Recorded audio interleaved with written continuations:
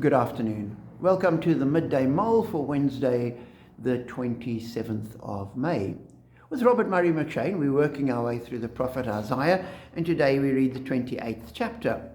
From verse 27, we read the following: Caraway is not threshed with a sledge, nor is a cartwheel rolled over cumin.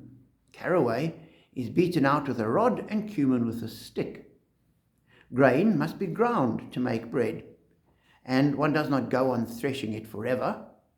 The wheels of a threshing cart may be rolled over it, but one does not use horses to grind grain. All this comes from the Lord Almighty, whose plan is wonderful, whose wisdom is magnificent. And as I read that, I thought, here is God in a context of speaking about God's impending judgment on Israel and how he will treat them. And just the notion here that there are different ways that different grains are treated. And in an agricultural community, for us this is all strange and new, but for the people as I was speaking to, this was, in a sense, self-evident. Well, of course, everybody probably heard this and said, well, what are you thinking? That's naturally so. And it just underscores, if grains are treated differently depending on the grain, we cannot treat all people in exactly the same way, because each one of us is different. Each one of us is unique. And the wonderful thing is, as Isaiah speaks, the underlying message is that God knows this.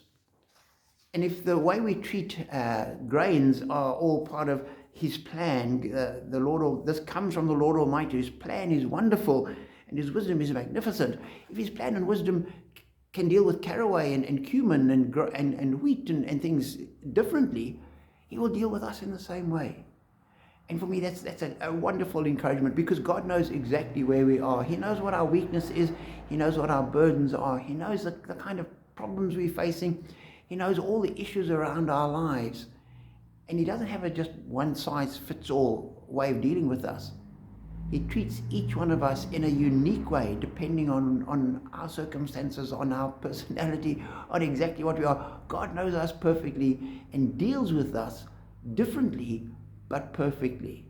This is the God we serve. And I pray that you would know that as God deals with you, and you'll see that he's dealing with other people in a completely different way. But that'll still be the way that we experience God. And we will be amazed at how he does this. Be blessed.